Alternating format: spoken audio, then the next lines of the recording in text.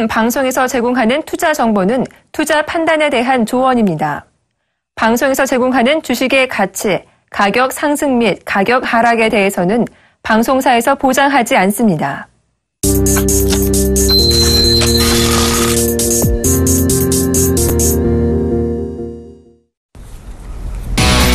안녕하세요. 시장의 한 이슈가 될 만한 종목 알려드리고 관련된 전략까지 세워드리는 증시 탑5 시간이 돌아왔습니다.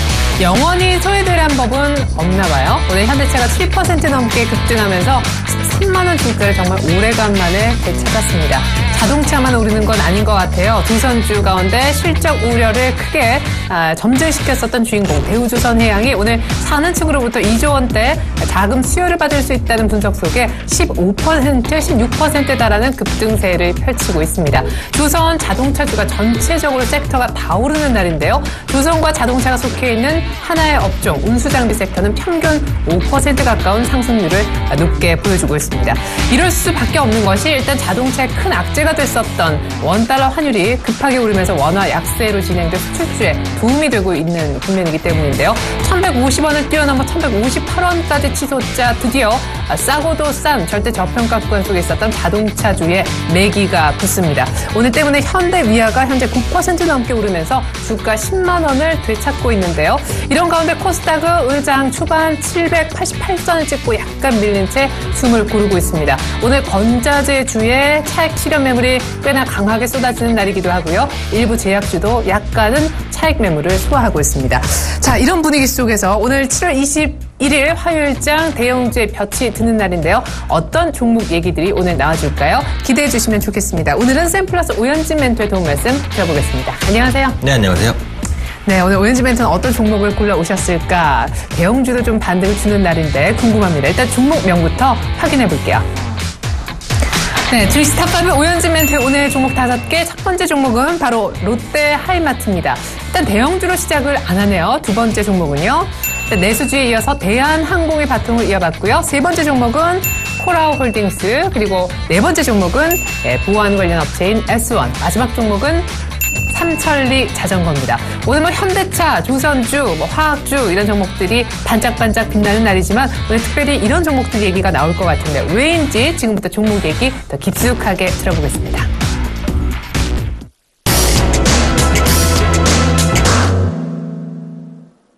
먼저 탑1부터 확인해보죠. 네, 샘플러스 오현진 멘토의 추천 종목 첫 번째 종목 롯데 하이마트입니다. 롯데마트 입점으로 외형적으로 성장세가 기대가 된다. 롯데마트 내 전자제품, 그 쇼핑숍 형태로 지금 들어가게 돼 있잖아요. 그것이 네네. 좋은 성장성을 보여줄 수 있다. 이렇게 기대하시는 거네요. 네, 맞습니다. 그래서 제가 이제 그 대형마트 돌아다니는 걸 좀 좋아해요. 거기 돌아다니면서 이제 뭐 파는지, 네. 뭐 잘 팔리는지. 뭐 드시려고 하시려고. 네, 뭐 먹는 것도 있고요. 뭐 시식코너도 뭐 돌아다니고 이런 걸 좋아하는데, 저희 롯데마트 가시면은 이제 큰 데는, 지금 다 하이마트가 있습니다. 그래서 입점이 되어 있고 실제로 이제 방문객도 계속해서 증가하는 추세로 진행이 되고 있다라는 부분이고요. 네. 근데 약간 아쉬운 점이 이제 그 쇼핑카트를 들고 들어갈 수 없게 돼 있는 곳이 있어요. 그래서 그런 부분들은 약간은 좀 불편하겠다라는 생각은 들긴 합니다만 어찌되었던 간에 롯데마트를 이제 방문하시는 분들이 롯데 하이마트를 방문하실 가능성이 더 올라갔다라고 보시면 될 것 같고요. 외형 확장도 지속되고 있습니다. 점포수가 올해 약 440개 정도까지 늘어날 것으로 보여지고 있어요. 네. 지금 계속해서 이제 외형 확장을 하겠다는 얘기는 아니고 아마 점포수의 증축은 여기까지 이루어질 것 같고 그래서 점포 효율화를 지속적으로 좀 진행할 것으로 보여지고 있습니다. 그래서 그에 따라서 외형 확대 앞서 말씀드렸듯이 이제 롯데마트에 진출했던 부분 그리고 점포수 확대가 마무리되면서 효율화가 진행되는 부분들 전반적으로 실적에 좋은 영향을 미칠 것이다라고 보고 있고요.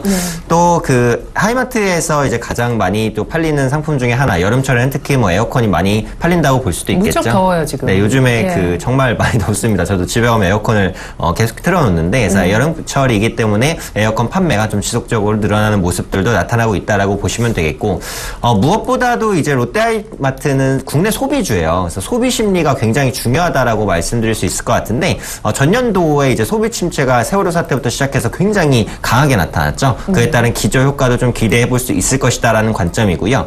마지막으로 이제 롯데하이마트를 말씀드리는 가장 큰 이유일 수도 있습니다. 추경과 연관지어서 좀 생각을 해보자라는 관점인데 추경이 시행이 되게 됐을 때 국내 소비 심리가 개선되고 특히 국내 대형, 중소형 유통사들이 반등 반등할 수 있는 발판을 마련할 수 있다라고 보고 있어요. 지금 여당에서는 이번 주에 추경안을 통과시켜야 된다라고 네. 주장하고 있는데 야당에서는 그렇다면 법인세를 올려라. 그러면 합의를 해주겠다라고 이제 맞붙고 있는 상황이에요. 그래서 네. 실제로 이번 주 내로 그 추경안이 통과가 될지 안 될지는 모르겠지만 네. 만약에 이번 주 내로 추경안이 통과가 된다면 대형 그 내수주에는 충분히 호재로 작용할 수 있다라는 관점에서 롯데 하이마트도 그 호재를 받을 수 있는 종목 중에 하나가 되지 않을까 판단하고 있습니다. 네, 그래요. 여름철 에어컨 판매에 대한 어떤 성수기적인 타이밍도 있지만 추경이 이번 주에 통과가 될 경우에 소비 심리 회복에 따른 전통적인 유통주 롯데 하이마트의 반등을 점쳐본다라고 하셨는데 사실 5월 달에 85,000원 이후 거의 한 65,000원 부근까지 떨어진 상황이에요. 주가는 많이 싸져 있네요. 참, 그리고 2분기 실적은 어떻게 나올 거라고 보시는지요? 2분기 실적은 사실 컨센서스를 하회할 것으로 보여지고 있어요. 지금 10% 정도를 하회하는 게 뭐 불가피하다라고 보고 있고 네. 그렇기 때문에 지금 주가가 뭐 안 좋다라고도 볼 수도 있겠죠. 근데 그만큼 또 가격 매력이 생긴 부분들 하반기 실적 개선까지를 기대를 해본다면 2분기 부진한 실적에 대해서는 너무 크게 우려하지 않으셔도 좋겠다 판단하고 있고요.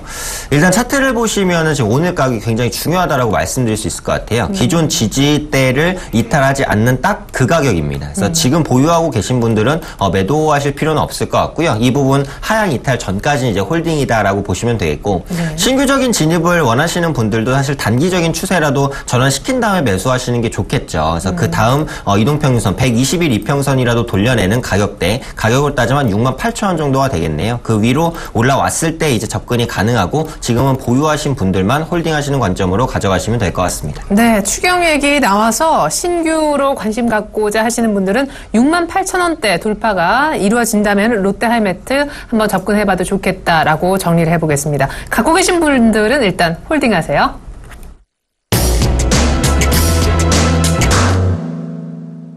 롯데하트 하이마트에 이어서 탑2 알아보겠습니다. 오늘 샘플러스 오연진 멘트 두 번째 추천주입니다. 네, 바로 탑2는 대한항공이네요. 하반기에 여행 수요가 회복될 것으로 기대한다.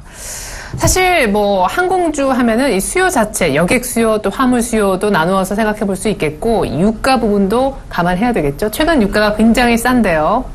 네, 맞습니다. 그래서 항공주가 이제 유가 약세 수혜주이기도 하고요. 네. 또 여행이 회복됐을 때 수혜주이기도 하죠. 어제 같은 경우 하나투어 모두투어가 굉장히 큰 폭의 상승을 보였습니다. 맞아요. 물론 윗꼬리를 달기는 했지만요. 그게 바로 송출객 수가 회복되고 있다라는 건데 송출객 수가 이제 지난달 기준으로 약 20% 정도 전년 동기 네. 대비해서 회복되는 모습들이 나타나고 있고요. 최근에 메르스가 사실상 이제 거의 진정이 되었다라고 보시면 되기 때문에 네. 그동안 밀렸었던 해외 여행 수요가 이제는 폭발적으로 다시 한번 증가할 수 있다는 부분 생각해 보시면 좋겠고 이 해외 여행 같은 경우에는 어떠한 특별한 뭐 악재라든지 아니면 사정으로 인해서 못 가게 되었을 때 네. 없어지기보다는 수요가 이연되는 경향이 있습니다. 그래서 네. 눌려왔던 그런 수요들이 하반기에는 늘어날 수 있을 것이다라고 보시면 될 것 같고요. 메르스로 인해서 많이 취소를 했나요? 사실 지금은 메르스가 거의 다 들어간 그런 시점이라고 볼 수 있는데 네네. 올 여름에도 그냥 그대로 다 여행을 가시는 분위기이긴 한데 주변은. 네, 그러니까 이제는 뭐 여행에 대해서 크게 부담을 안 가지시는 것 같아요. 그게 네. 한 2주 정도 전부터 나타나고 있는 흐름이다라고 보시면 될 것 같고 실제로 메르스가 이제 창궐 했었던 그 시기에는 해외 여행이 20% 정도 급감한 모습이 나타났습니다. 그래서 그런 부분에 따른 회복력이 지금 나타나고 있는 것이다라고 보시면 될 것 같고요. 네. 또 역시 유가를 빼놓고 말할 수가 없습니다. 요즘에 유가가 상당히 약하죠. WTI가 뭐 배럴당 $50 수준에서 움직이고 있기 때문에 유럽이 절감에 따른 효과들 이런 부분들은 뭐 티켓 가격 하락으로도 이어질 수 있는 부분이니까 네. 여행에 있어서 부담이 좀 줄어든다라고 보시면 될 것 같고요. 또 항공주가 사람만 실어 나르는 거 아니에요. 궁극적으로 화물도 많이 실어 나르기 때문에 이 부분의 성과도 굉장히 중요하다라고 말씀드릴 수 있겠는데 상반기에는 이 화물 수요의 그 실적이 사실상 거의 쇼크 수준으로 안 좋았습니다. 근데 하반기에는 이런 부분들이 글로벌 물동량 회복과 함께 좀 이어질 수 있을 것이다라고 보고 있고요. 네. 항공화물 같은 경우에는 이 IT 화물이 대부분이거든요. 그러니까 작고 비싼 게 대부분이에요. 크고 싼 것은 뭐 배로 운반을 하겠죠. 그래서 그렇겠죠. 비행기는 IT 수요가 굉장히 중요한데 뭐 아이폰이 이제 뭐 새로 나오기도 하고요. 그 전자기기의 판매가 상반기보다는 나을 것이다라는 관점에서 보자면 화물 수요도 좀 더 회복될 것이다라고 보고 있고요. 현재 시점에서 이제 대한항공과 아시아나항공은 비슷한 관점을 저는 보고 있는데 그래도 중소형 항공사보다는 대형 항공사가 좀 더 낫지 않겠냐라는 관점이에요. 왜냐하면 최근에 있어서 중소형 항공사도 조정을 받았지만 대형 항공사가 더 큰 조정을 받았고요. 올라갈 때도 중소형 항공사가 훨씬 더 많이 올라가기도 했습니다. 그래서 가격적인 측면을 봤을 때는 현재 시점에서 이제 중소형 항공사보단 대형 항공사인 대한항공이나 아시아나항공이 투자 관점에서는 조금 더 매력적이지 않나 판단하고 있습니다. 네, 사실 대한항공으로 또 친다면 최근 한진의 블록 딜이 성공을 결국 하기도 했었었죠. 대한항공 주가는 결국 55,000원에서 35,000원까지 떨어졌다가 45,000원까지 회복하다가 다시 밀리는, 최근에 재차 밀리는 흐름은 왜 나타난 건가요? 아무래도 이제 그 원화가 약세로 간다는 부분도 악재로 작용을 한 것 같아요. 이게 항공주 같은 경우 원화가 강세가 되면 아무래도 여행을 뭐 많이 가지 않겠습니까? 네. 그래서 그런 부분들 때문에 좀 호재 중에 하나가 됐었는데 유가는 다시 한번 약세로 가지만 원화가 또 약세로 가다 보니까 생각보다 뭐 여행 수요가 위축될 수 있다라는 우려감이 좀 발생을 한 것 같아요. 항공주는 여러 가지를 다 계산해야 되네요. 네, 맞습니다. 네. 그런데 그런 부분을 감안을 하더라도 싼 것 같아요. 그렇기 때문에 이번 가격대에서는 펀더멘털 매력이 있다라고 보고, 저는 이런 대형주는 사실 차트가 크게 잘 맞지는 않는다라고 저는 생각을 합니다. 그래서 매수 타이밍을 굳이 잡으시기보다는 분할적으로 모아가시는 게 나쁘지 않다라고 보고 있어요. 투자 기간을 중장기로 보신다면 현재 가격 뭐 38,400원대에서도 충분히 매수가 가능하고 두세 분할 정도로 보신다면 중기적으로 한 10% 정도의 수익은 충분히 놓을 수 있는 종목이 아닐까 생각하고 있습니다. 네, 저유가의 수혜주이기도 한 항공주 가운데 가격 매력이 훨씬 더 큰 대형 항공주 대한항공 추천해 주셨는데요. 하반기에 기대가 된다. 일단 모아가서 중장기로 끌고 가자라는 전략이었습니다.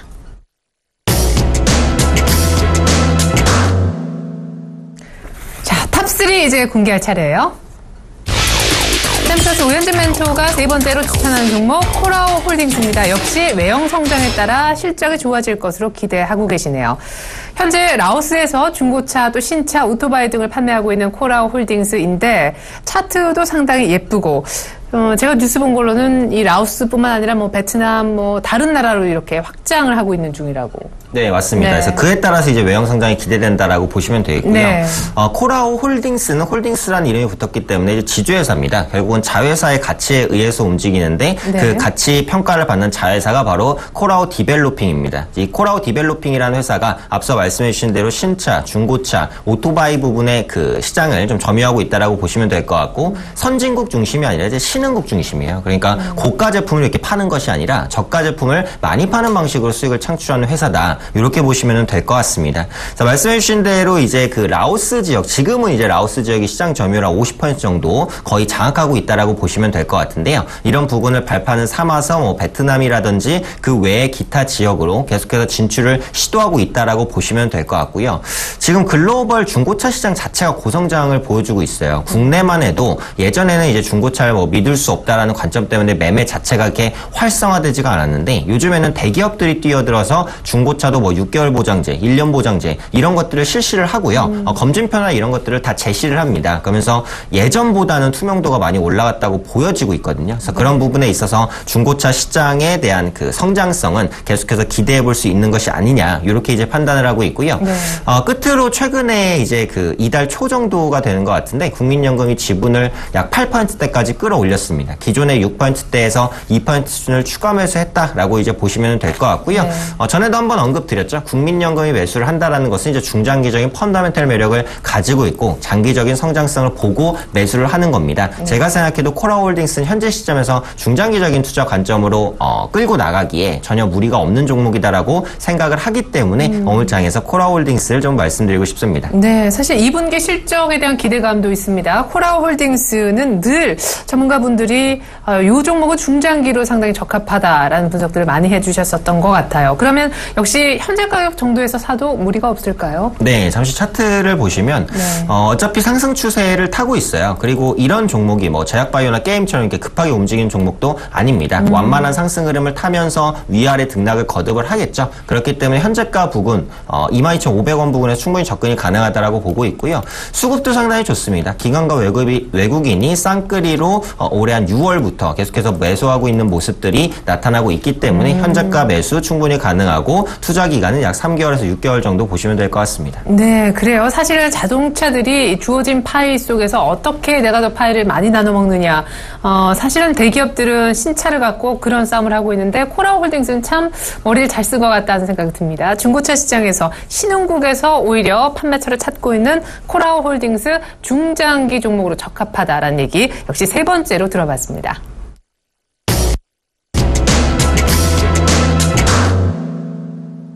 네, 계속해서 탑4 확인해 볼까요?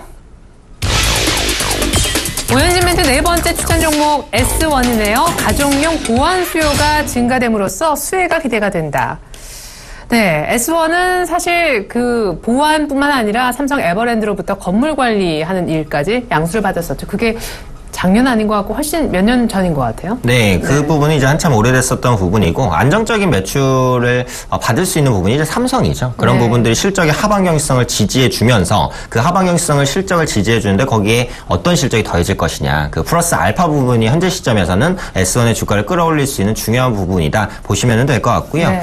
S1은 뭐 워낙에 잘 알려져 있습니다. 보안 전문 업체인데 요즘에 사실 세상이 좀 약간 개인주의 사회가 되고 이웃 간에도 누군지 모르는 사회가 되고 또 흉악한 범죄가 많이 일어나다 보니까 아무래도 보안에 대한 관심이 많이 증가하고 있다라고 보시면 돼요. 요즘엔 가정집에도 이제 현관에 CCTV가 많이 달려있는 모습을 종종 볼 수 있고요. 네. 가짜 CCTV도 사실 잘 팔립니다. 요즘에는 가짜도 진짜 같아서 거의 구분이 안 될 정도거든요. 네. 특히 이제 그 동사가 영위하고 있는 세컨홈즈라는 보안 시스템이 있는데 월 정액 35,000원에 이제 서비스를 이용하실 수 있는 부분인데요.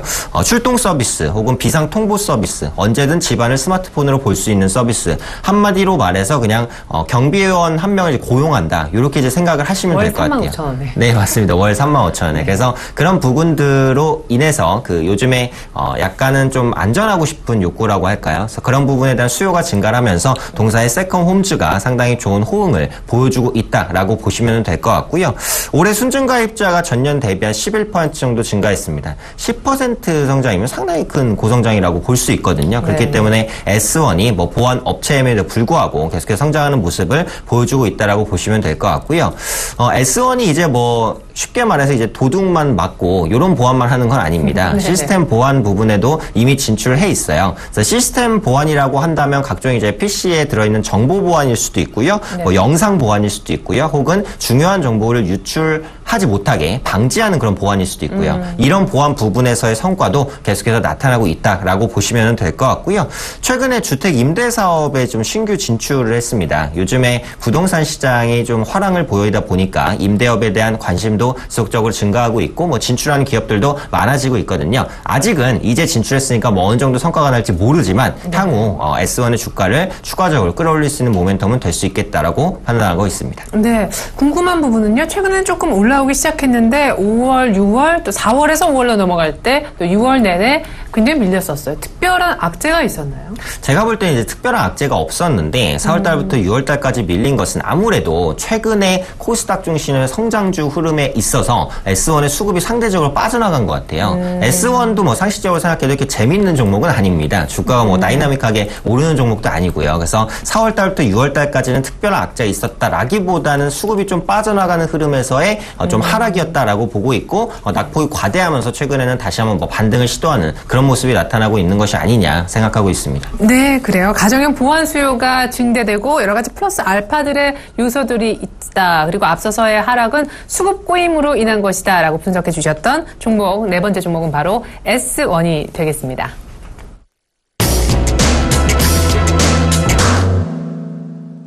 롯데하이마트와 대한항공 거쳐서 코라홀딩스 S1까지 살펴봤는데요. 이제 탑5 마지막 종목을 공개할게요.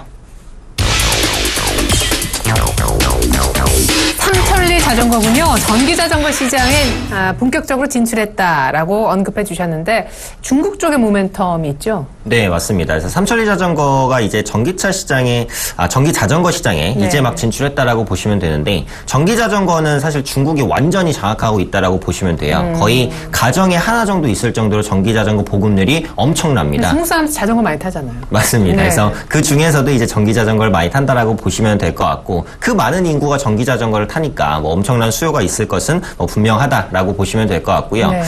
국내 같은 경우에는 아직 전기 자전거가 활성화되지 못한 게, 전기 자전거가 이제 자동차로 거의 분류가 돼요. 그래서 자전거 도로를 달릴 수가 없습니다. 네. 전기 자전거를 샀을 때 이제 그 차도를 달려야 되니까 아무래도 위험하죠. 좀 위험성도 있고 자전거 도로를 이용할 수 없다라는 불편함도 있는데, 요즘에 이 법이 약간 개정되려는 움직임들이 보여지고 있어요. 그래서 앞으로는 전기 자전거가 자전거 도로를 달릴 수 있게 될 것이라고 생각을 합니다. 그렇다면 보급률이 조금 더 높아지지 않겠느냐, 이렇게 판단하고 있고요. 네.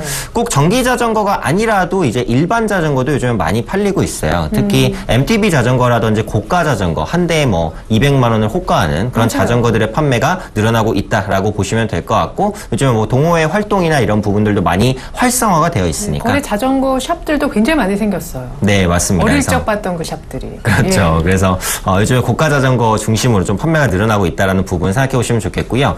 국내 부분에 다시 한번 초점을 맞춰보면, 아직 한국은 자전거 보급률이 얼마 안 됩니다. 지금 보급률이 한 17%, 18% 정도 되는 걸로 보여지고 있는데, 네. 보급이 많이 된 국가가 이제 유럽이거든요. 한 90% 정도. 그리고 일본도 70% 정도의 보급률이에요. 이런 국가에 비해서는 뭐 반의 반 수준밖에는 보급이 안 되었기 때문에 앞으로도 일반 고가 자전거, 그리고 중국 부분에서는 수출하는 전기 자전거, 이 두 부분에 있어서의 고성장이 기대되기 때문에 삼천리 자전거는 그동안 많이 오르긴 했지만 추가적인 상승 이어갈 수 있지 않을까 생각하고 있습니다. 네, 사실 많은 분들이 아마 삼천리 자전거를 매매하시는 분들은 아실 텐데 참 좋은 레저를 잘 사러 갖고 있죠. 네, 맞습니다. 그래서 사실은 참 좋은 레저를 조금 더 말씀드리고 싶긴 했는데, 얼마 전에 좀 급등한 부분 때문에 맞아요. 삼천리 자전거를 말씀드렸고요. 사실 이 고가 자전거 부근은 참 좋은 레저가 삼천리 자전거보다는 더 많이 판매합니다. 그래서 이 고가 부근에 프리미엄을 맞추신다면 참 좋은 레저를 보시는 것도 나쁘지는 않을 것 같습니다. 네, 자, 삼천리 자전거 많이 오르긴 했는데 지금 정도 구간에서도 충분히 괜찮다. 전기 자전거 중국 시장 모멘텀 플러스 고가 자전거 시장에 대한 모멘텀 얘기 들어봤습니다. 이렇게 해서 종목 5개 공개를 마쳤는데요. 이 중에 가장 매력적인 종목 한 가지 골라주시죠. 탑픽주는요? 네, 오늘 제가 말씀드릴 탑픽주는 S1입니다. 예, 저는 내용상 S1은 아닐 줄 알았는데 S1이네요. 네. 아까 이제 탄탄한 기반에 플러스 알파가 더 있다라고 얘기해 주셨었잖아요. 네, 맞습니다. 그래서 추가적인 모멘텀을 좀 말씀을 드리면요. 네. 일단 사물인터넷 보안 부분 진출을 준비를 하고 있다라고 보시면 될 것 같아요. 현재 자회사 CQI와 함께 사물인터넷 보안 부분에 진출했는데, 사물인터넷이라는 게 말 그대로 사물끼리의 인터넷이죠. 그러면 그 인터넷이 얼마나 많이 활성화가 되겠습니까? 보안이나 해킹 문제가 반드시 나타날 수밖에 없다라고 보시면 돼요. 그런데 이 S1이 그런 부분에 선제적으로 진출하고 있다라고 보시면 됩니다. 사물인터넷 시대는 언제가 됐든 와요. 빠를까 늦을까 이제 그게 문제입니다. 그렇게 되게 된다면 S1이 현재 이제 진출하고 있는 이 부분의 성장성은 분명하다. 언젠가는 이런 부분의 성장성이 주가에 반영되는 모습이 나타날 것이다. 이렇게 판단을 하고 있고요. 두 번째는 이제 주택관리 부분 종합 서비스를 제공을 한다라는 겁니다. 그래서 주택 관련해서 이제 뭐 임대료 징수라든지 뭐 보수라든지 아니면 건물에 대한 보안이라든지 이런 부분들을 종합적으로 이제 관리해주는 사업에 신규적으로 진출한다라고 보시면 될 것 같아요. 그래서 기존의 이제 보안 업체를 뛰어넘어서 주택관리 사업에까지 본격적으로 진출하고 있는 모습들, 신사업 부분의 성과가 기대된다라고 보시면 되겠고요. 앞서 말씀드렸듯이 이제 삼성 부분의 물량을 안정적으로 수주한 가운데 이제 가정 부분의 보안과 주택 임대 사업의 그런 성장성, 이런 부분까지 생각을 한다면 현 수준에서는 충분히 모멘텀이 많은 종목이 아닐까 생각하고 있습니다. 네, 앞서서 4월 말 고점부터 6월 저점까지 이유 없이 수급 고임 때문에 단순 급락한 것이다 라고 하셨었는데, 차트 잠깐 보면서 가격 얘기 들어보죠. 네, 그래서 지금이 이제 시점도 나쁘지 않은 것 같아요. 이전의 고점을 좀 돌려내고 이동평균선도 전부 다 정배열을 만들어내려고 하고 있는 그 직전의 상황이다라고 보시면 될 것 같고요. 네. 가장 중요했던 78,000원의 가격대를 이미 넘어선 상황이기 때문에 매물대가 그렇게 많다고는 생각되지 않습니다. 한번 올라갈 때 가볍게 올라갈 수 있다라고 보고 현재가에서 충분히 매수가 가능하다라고 생각을 하고 있고요. 1차적으로 목표가는 9만 원 정도 보도록 하겠습니다. 이전 고점이 됐었던 가격이기 때문에 기술적으로 부딪힐 수 있는 가격대 상방으로 9만 원 보도록 하고요. 손절가는 77,000원입니다. 이전에 저점을 찍고 반등을 했었던, 역시 기술적으로 지지가 되는 가격대입니다. 77,000원을 이제 말씀을 드리는데 77,000원 이탈하게 되면 일단 매도를 하셨다가 다시 한번 77,000원 위로 올라오면 다시 매수가 가능하니까 이런 부분까지 추가적으로 말씀드리도록 하겠습니다. 네, 보안업체죠. S1을 오늘 탑픽주로 꼽아주셨는데 보안의 영역이 넓어지다 못해 사물인터넷까지도 가능성이 있는 종목이다라고 언급해 주셨습니다. 손절가를 조금 철저하게 일단은 지켜주셨으면 좋겠어요. 77,000원, 목표가는 전고점인 9만 원, 매수는 현재 가격 8만 원 정도에서 충분히 가능하겠다 얘기 들어봤습니다. 지금까지 샘플러스 오현진 멘토의 분석 들어봤습니다. 고맙습니다. 네, 감사합니다. 네, 삼성전자가 2% 정도 급락하네요. 오늘 대형주의 반등, 낙폭과대 종목 중심으로 특별히 많이 나오는 날인데 삼성전자가 세게 시장 누르면서 지수는 별로 재미가 없어 보입니다. 이상으로 증시 탑5 마칩니다. 고맙습니다.